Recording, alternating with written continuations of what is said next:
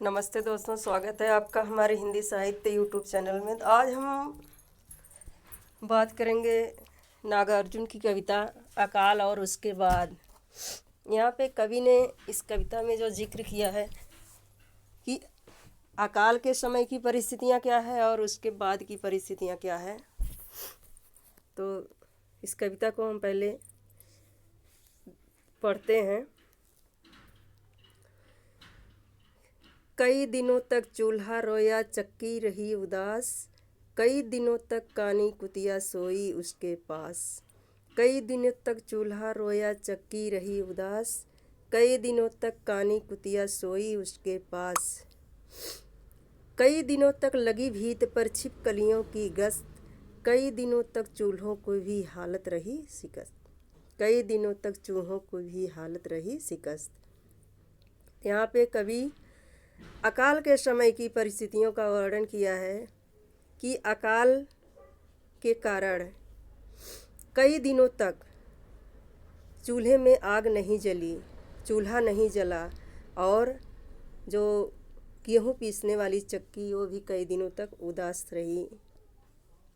कई दिनों तक कानी कुतिया, और जो कानी कुतिया है वो कई दिनों तक उसी चूल्हे के पास सोई रही।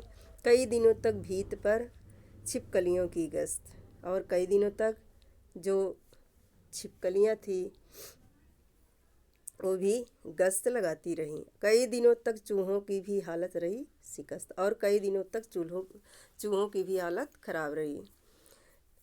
अब उसके बाद का वर्णन है, अकाल के बाद का वर्णन है, कवि ने किया है।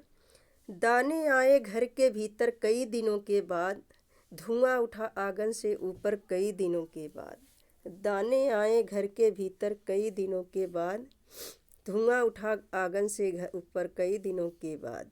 चमक उठी घर भर की आँखें कई दिनों के बाद, कौवे ने खुजलाई आँखें कई दिनों के बाद। तो